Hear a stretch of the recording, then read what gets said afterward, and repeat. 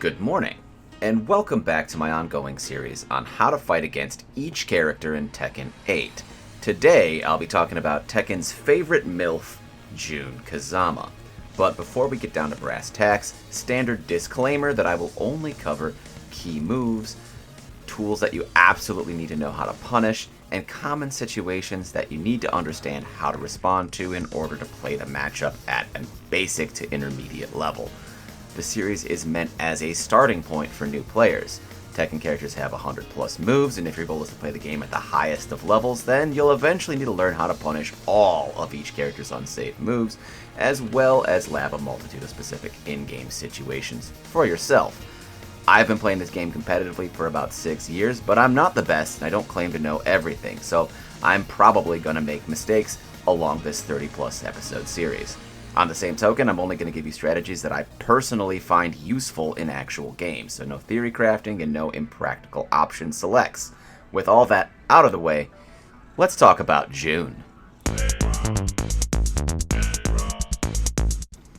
So, Jun Kazama is a character who is originally from Tekken 2, and then she was brought back in Tekken Tag 1. That's kind of like the version of Jun that most people remember, if you remember. Then she was kind of gone for a long time, and they replaced her with Asuka Kazama, her cousin, niece, sister. It's not really clear. Anyway, Asuka was around for a long time, and then they brought Jun back in Tekken Tag 2 and the short-lived Tekken Revolution, if I remember correctly. And the thing is, Tekken Tag 1 characters were very primitive, and they didn't have as many tools as modern Tekken characters did in the Tag 2 era. So they changed Jun. They give her more stuff to make her different from her family member, Asuka. So Jun got some stances and that were kind of cool looking and gave her some different layers of gameplay. And she was also kind of positioned as the more aggressive or more offensive based practitioner of the Kazama style.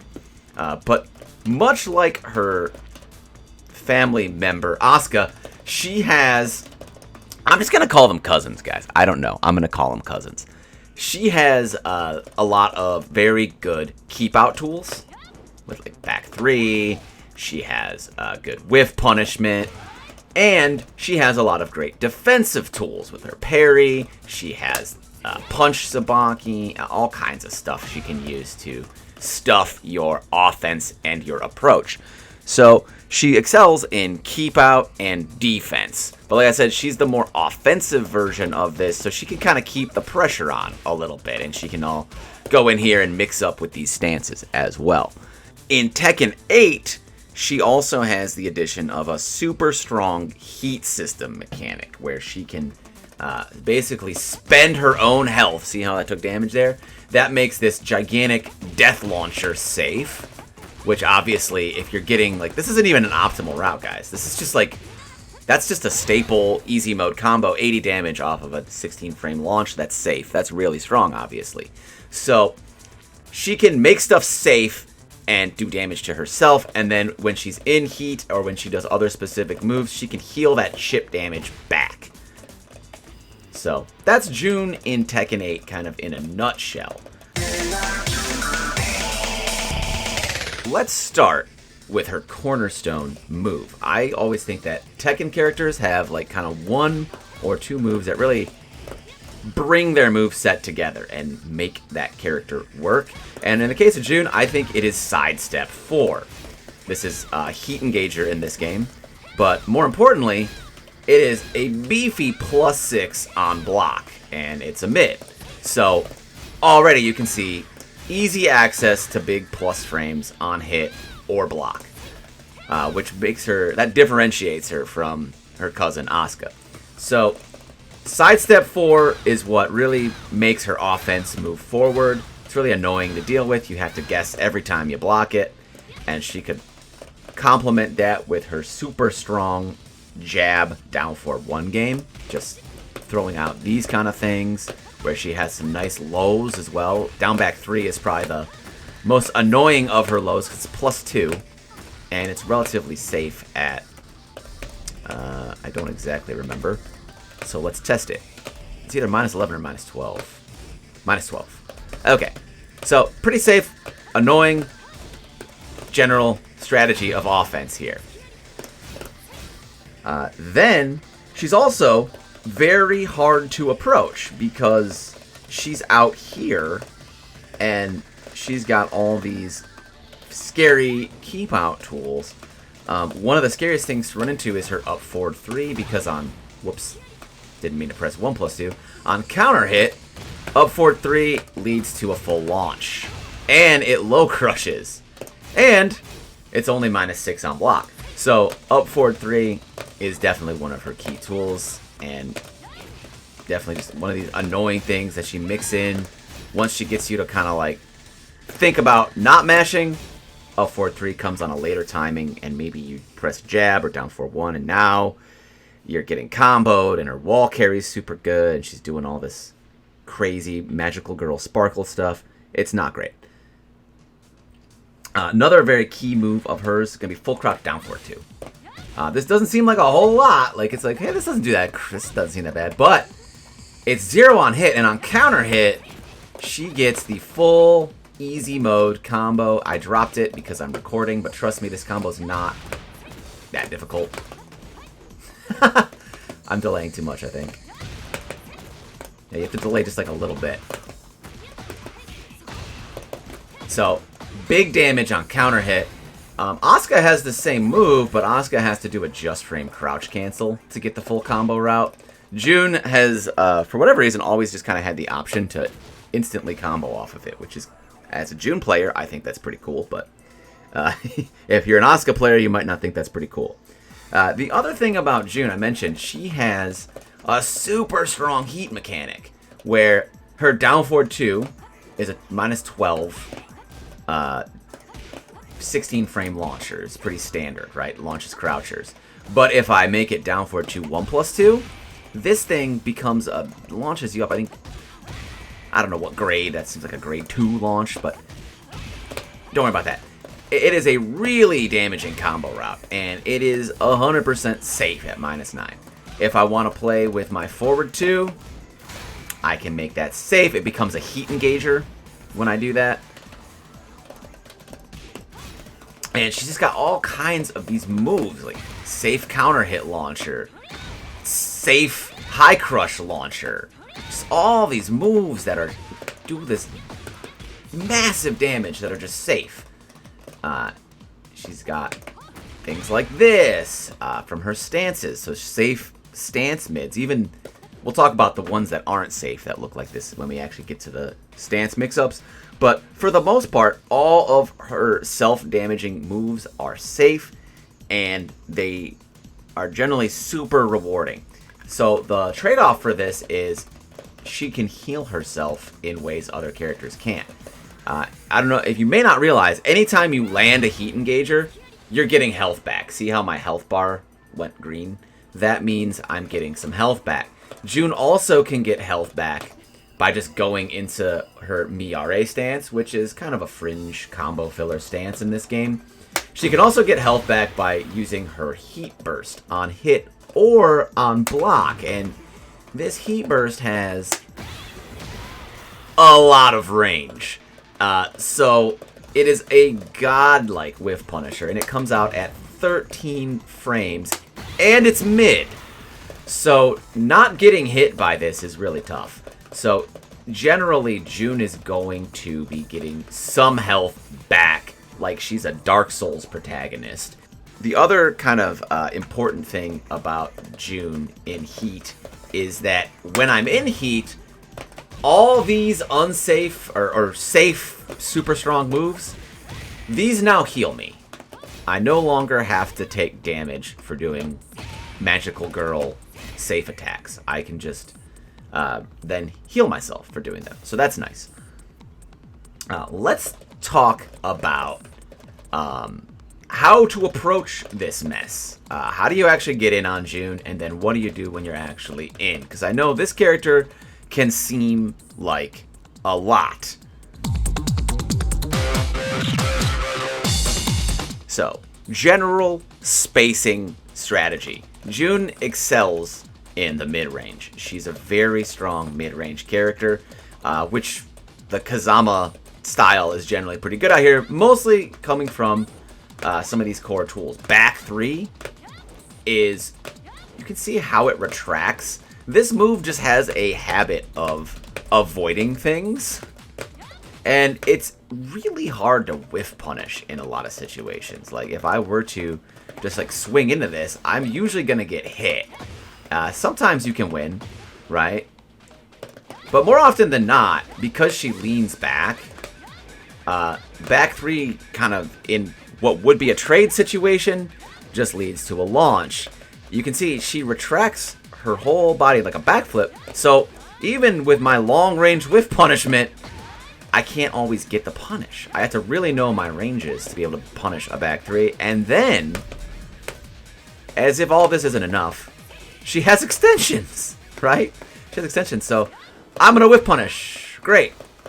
But if I'm late, I'm getting launched. So, the very good mind game in the mid-range with this back 3, you kind of just have to respect it.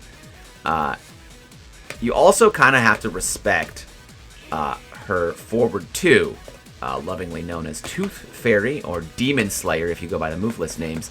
This thing comes out of nowhere. It travels very far forward, and if she activates the 1+2 extension, she gets a heat engager. And like I said earlier, it's safe. This also has a bad habit of crushing jabs or evading jabs. So if I'm going to try to be safe and like play jab game, I'm getting blown up. And when she's in heat, when she's in heat, she can actually hit confirm the dash. I can be like, oh, I hit, I'll go ahead and dash that for a combo. So it's very scary to deal with, especially when she's in heat, where you also have the added element of the evil purification wave over here, just being a full screen 13 frame mid. She is very scary to approach. So I think it's actually the evil containment wave. I'm sorry, guys. I'll get my Dragon Ball references together.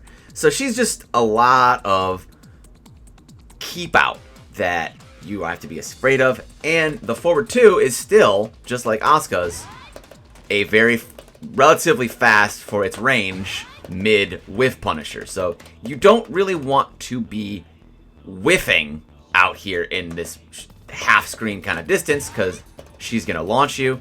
And you have to be very careful how you approach her. So how should we actually approach Jun?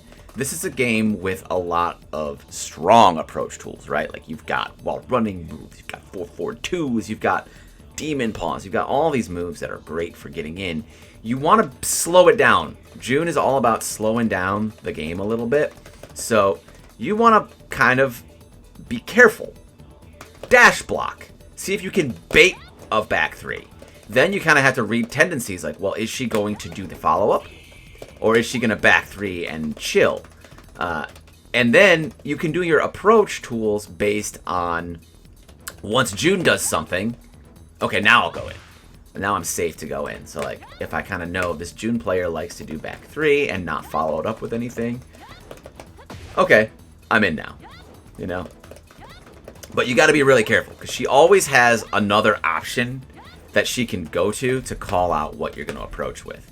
So in general, be careful when dealing with Jun's keep out. Now, Jun also has good offense, right? So her main offensive tool to get in with is a 4-4-2. This goes into her Genjutsu stance, which I'll talk about the stance mind game situation later. She can also go into Miyare stance, or she can just like do it and not go in any stance. With 4-4-2, it's a pretty good kind of anti-keep-out tool. I'll just record the other, doing a 4-4-2. Actually, let's do this.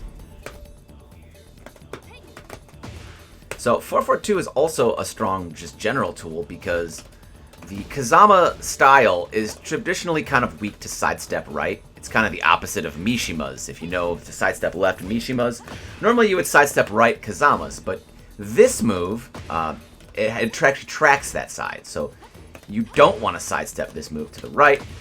It will catch you, and it's a 4-4 move. So it has pretty good tracking. Like you can see, I am having trouble stepping it at all. The other thing that we have to deal with is 4-4. 4-4, I mentioned, is a homing plus on block high. If it hits you, she's plus 13, so she gets a guaranteed heat engager off of this. Like if I land this, that's free. So, in general, I would say sidewalking is not a great idea here. I'm just asking to get tagged by the forward 4 or the 4-4-2 in mid-range. You're probably much better off doing a quick step right guard or step away from the wall with a guard. Try to backdash, see if you can get this forward 4 to whiff and then, you know, punish.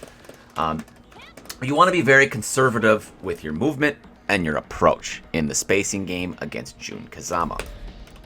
Let's move on to range 0 or up close combat. Up close, I mentioned Jun has very good jab. Unlike her cousin Asuka, her jab is +1 on block.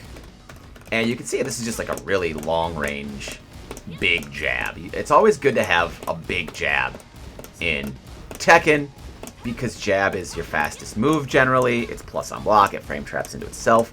It's just a go-to offensive starting tool. It's also just really nice to throw out the 1-2. She has a good 1-2.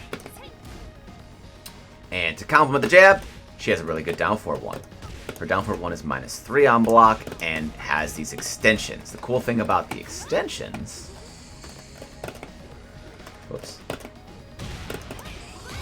Guaranteed follow-up of her 10-frame Punisher, which wall splats. Nasty stuff. So... you got to be a little bit worried, even if she does the other extension. Causes a ballerina stun, where she can then apply, you know, more pressure. You got to be careful with these jabs. And, again, obviously she's going to do sidestep 4 a lot. The more generally, when I'm playing the game, if I'm losing, I say to myself, I'm not sidestep 4ing enough. And then I start sidestep 4ing more, and then I start winning. The other things she can do up close, she's got, of course, her lows, a variety of lows she can harass you with. So how do we deal with all of this? This is a lot of just basic poking pressure. She can mix in her stance stuff, which I'll talk about in the stance section. Generally, I said it already, the Kazama style doesn't track that well for sidestep. Right. Like if I were to just do the down forward 1. If I were to do the down back 3. If I were to do just a couple other, like, you know, key kind of things that Jun players are doing. Whoops, that's not the move I want.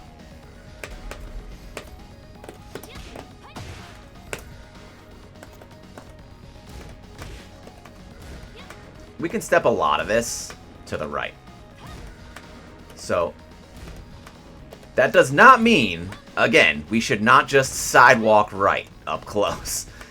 Because she does have coverage. It's not like she's completely weak to the right. But you can sidestep a lot of her common offensive tools to the right. You see that down forward 1 on a delayed timing will catch me.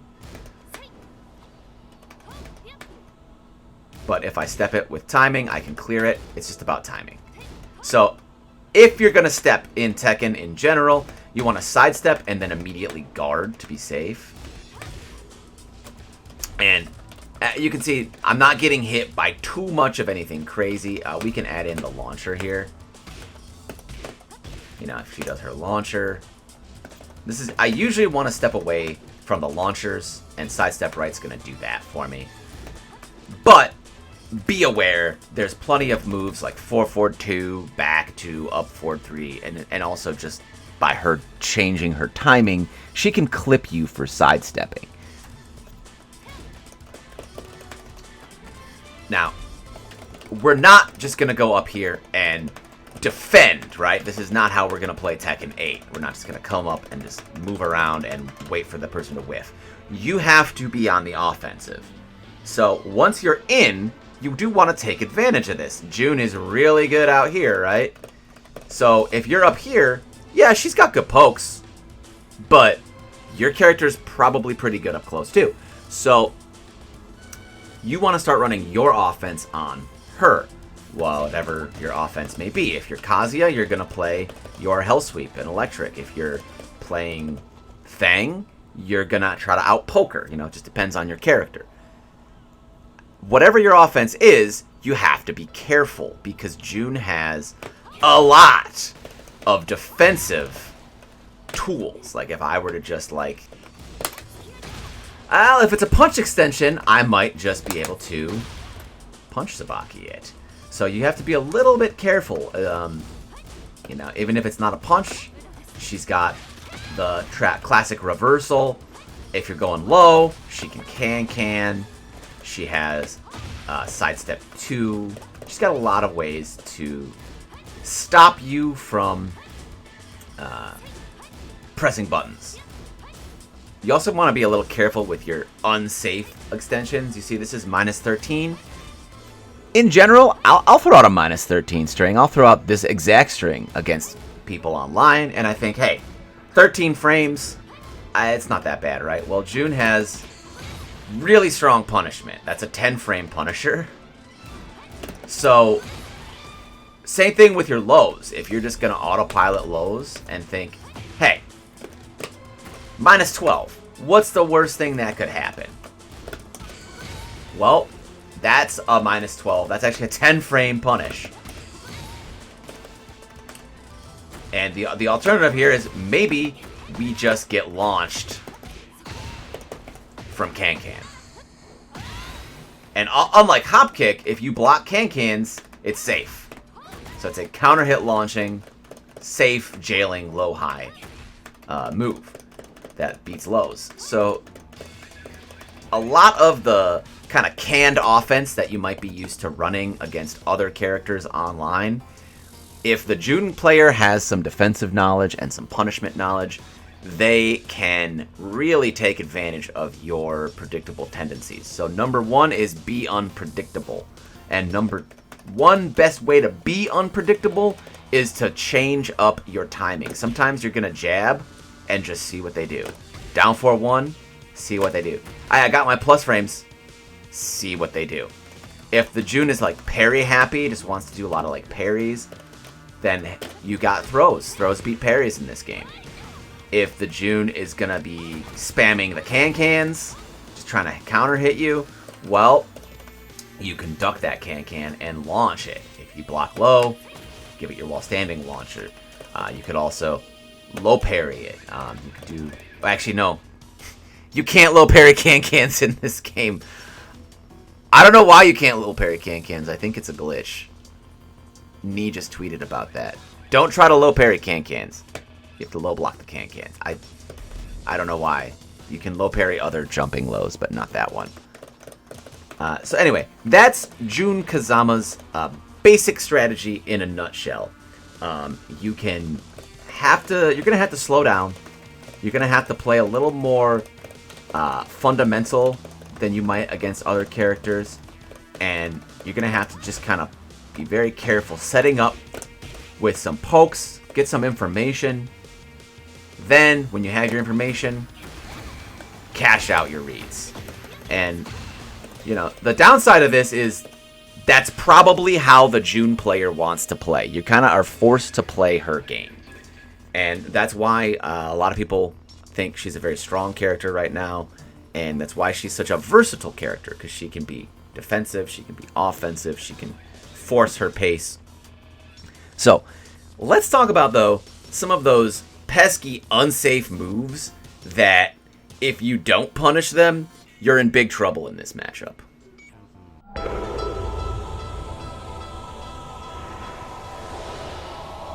unsafe moves of Jun's that you absolutely want to punish. I talked about this move earlier, the up forward one. This is her 10 frame punisher. If she's late on a punish, she is minus 14. You cannot duck the second hit of this. It's high, but it jails. But at minus 14, there are some... I don't know what her follow-up is in this game, but there are some juicy punishes out there at minus 14. This used to be a launcher. I guess she just gets this, right? That seems good. I'm sorry to Alyssa players if she gets something else guaranteed off of that punish.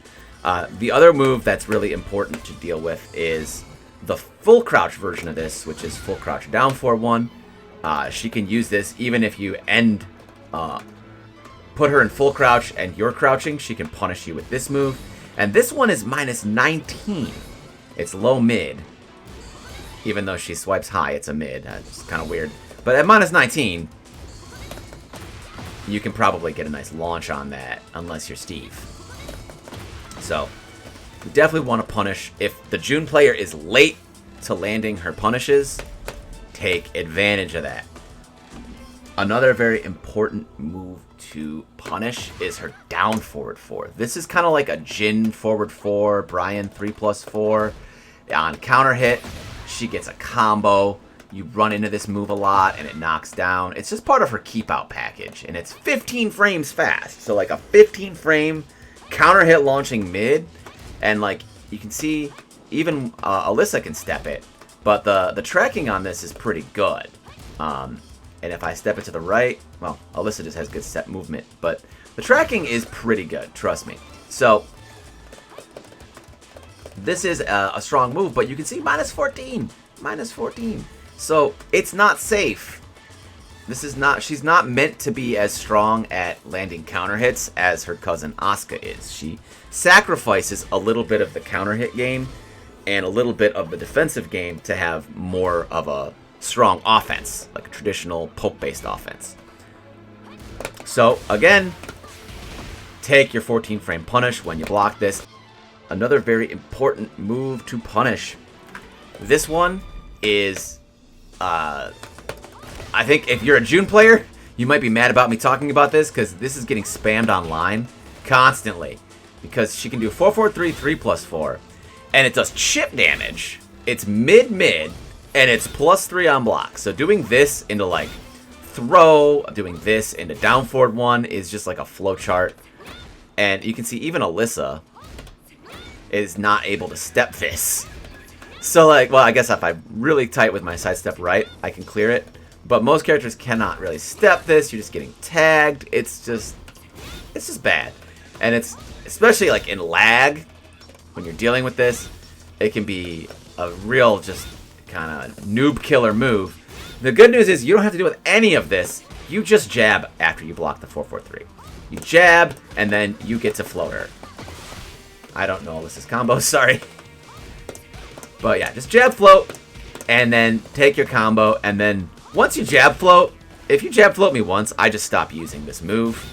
It's meant to be like an Oki tool, like really like fringe, or like you do the 4-4-3 and see if they like do something. It's not supposed to be a super strong approach tool. So if you just give Jun a plus on block range 3 homing move, like range 4 homing move really, you're gonna have a bad time.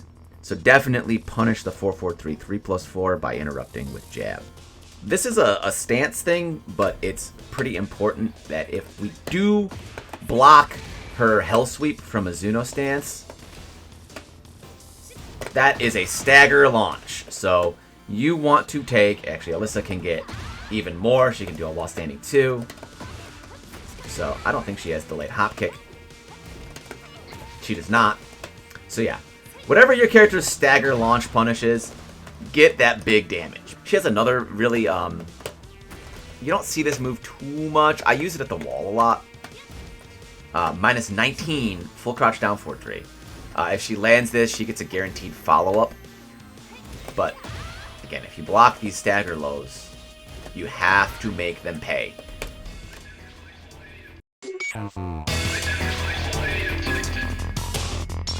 this is a little string that was, if you played the beta, was a little bit of a point of pain and contention for people fighting against Jun, because this jailed in the beta. It no longer jails. 1-2-2, you can duck the third hit. Why would you want to duck this third hit? Because it is +6 and leads her into her Azuno stance, which is not the end of the world, but if you can avoid dealing with an annoying stance situation and instead get a launch, then I highly recommend doing that. Just duck the third hit and take a launch. Now, it's not registering as punish because she goes into her stance, but she cannot block in her stance. That's why. She does have a mid option off of this. Her 1-2-4. It doesn't do a whole lot. In fact, it just pushes you away. So, the 4 is -12. In general, I'm much more scared of the high than I am the mid in this situation.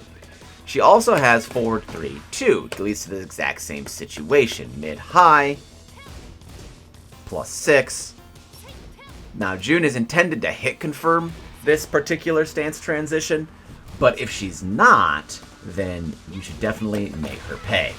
She does, again, have a mid option here with forward 3-4, which she might send out, but you can always try to, like, see, okay, she did forward 3, is she going to send the high? I still think ducking as, like, the first thing you do is probably worth the risk and reward, especially against online players who are often just trying to run their flowcharts, run their mix-ups, and get those points as quickly as possible. So getting into stance with plus frames is very tempting when you're playing in, like, ranked, or even, like, in tournament. If you want to just get out of that bracket as quickly as possible, you might just send this, especially if it's, like, the early rounds of a tournament, right? So don't let Jun get away with the high transitions to a Azuno stance. Another very important move to duck.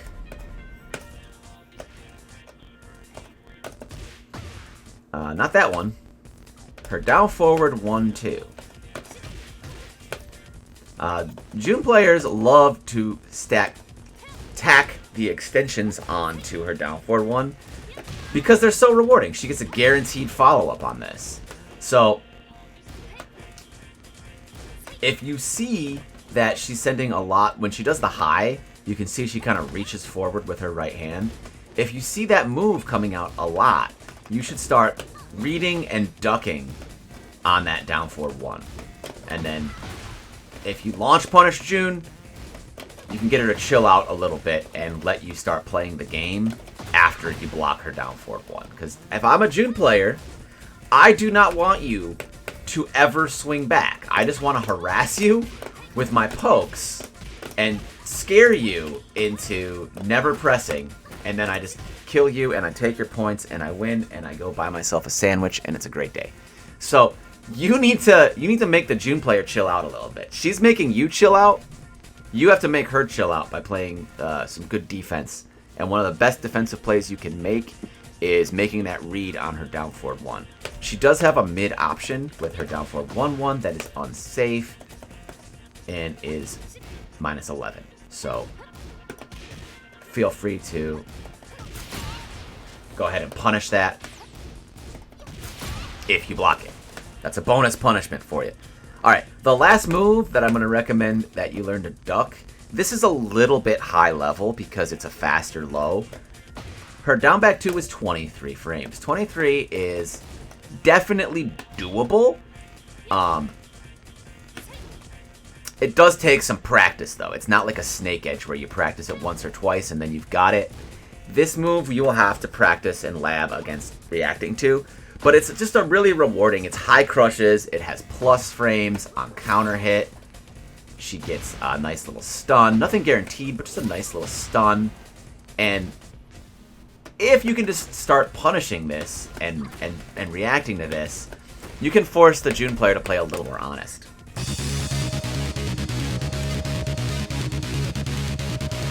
Jun has 3 different stances she can go into.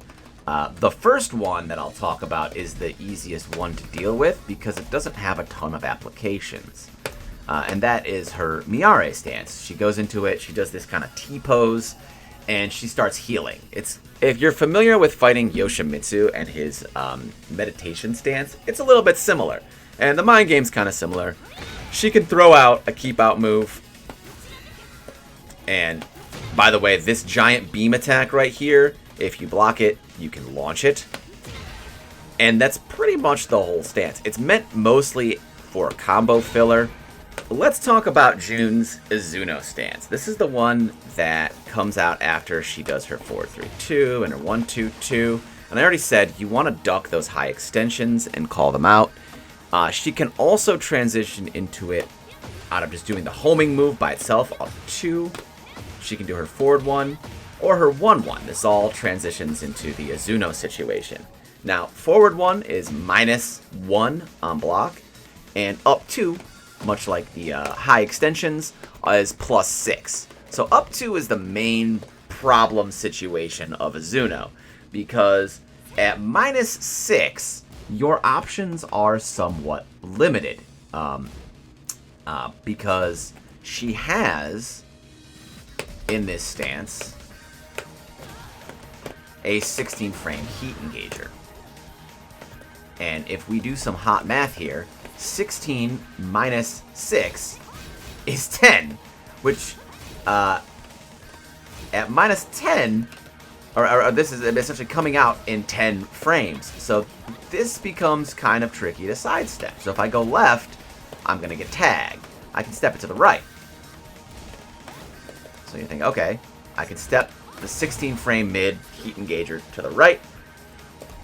There's one little problem with that, which is the mid that she can use to mix up her Hell Sweep with. It tracks that way, so we step that the other way. We have to step that by sidewalking left. Okay, so one mid tracks one way, one mid tracks the other. Then we have the Hell Sweep, right? This is what everyone's afraid of. Well, at -6, this is really... I cannot get a clean sidewalk on this at -6. Maybe if your movement's better than mine, you can do it.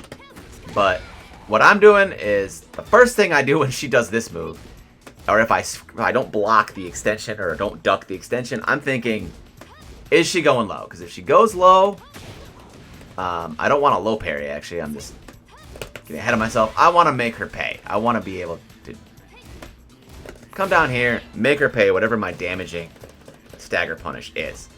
Then I really do just have to read, what is she going to do? Because if she's throwing out the mids, it might be to my advantage to just try to, like, punish this move. If she's just throwing that move, then okay, yeah, sure, I'll try to sidewalk it maybe. But if she's going to be throwing out this move too, if she's mixing up her mid options, this one's safe. I don't really want to risk stepping it and getting tagged by the other launcher. I'm probably just going to chill, you know. Chill, and if she does do the -13, I'm going to punish it. And if she's going low a lot, I'm going to try to duck that and punish it. Now, the good news is if she's doing a lot of this transition, you can just hit her out of it. You don't have to hold this at all. Because at -1, your down forward 1, if you got a 13 frame down forward 1, is 12 frames. And her fastest option from Izuno is 13 frames. And she can't parry in this. She doesn't really have defensive options in this. She does also have a 1+2 throw from this stance, which throws some people off, like this little setup right here. But that's basically it. So the 50-50 is intimidating. It is strong. The other problem with the 50-50 is This big mid is 23 frames. This big low is 21 frames. I'm not going to sit here and tell you to fuzzy duck a 2-frame difference. I mean, if you're Knee, if you're Arslan Ash, if you've got some high-level option select to deal with this, more power to you. I'm not able to do that myself. So I read the low, and I read what mids she does. And if she's mixing up her mid options, I'm pretty much just going to stand block the mids. And if she's really going in on the low, I'll just read the low, block, and punish it. And her other stance that she's going to use a lot is her Genjutsu stance. This one she can go into raw with forward 3+4. And she does this little, I don't know, like, looks to me kind of like almost like she's doing like a throw or a parry. And in fact, when she's in this stance, it's got some built-in defensive options.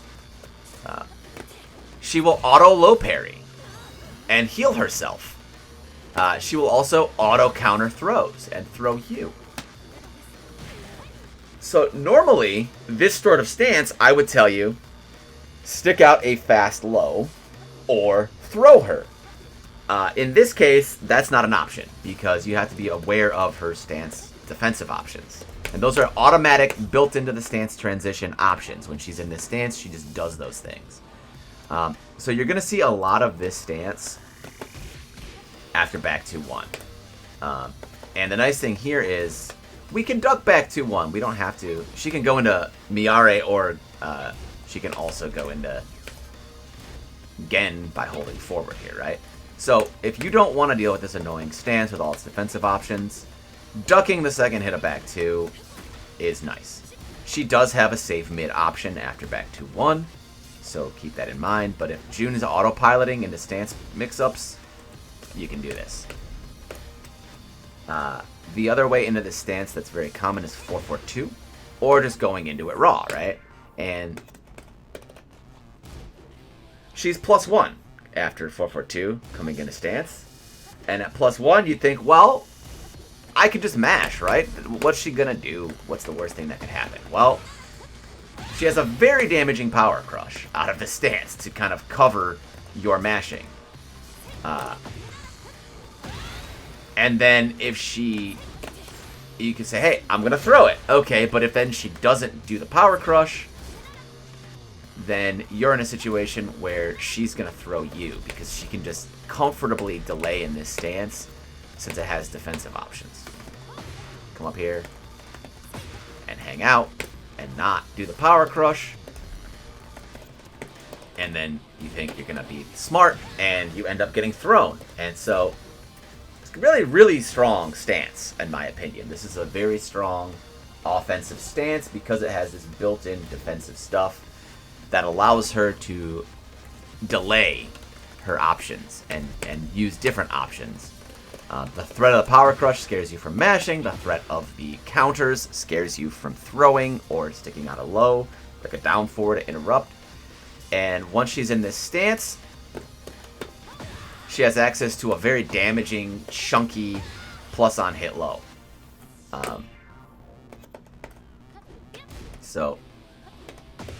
And you can see this low has good tracking as well.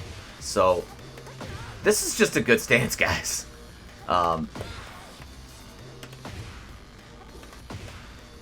The one nice thing, the saving grace here is, out here, this low, even though it's +3, backdash is going to make basically anything she could do from full crouch whiff.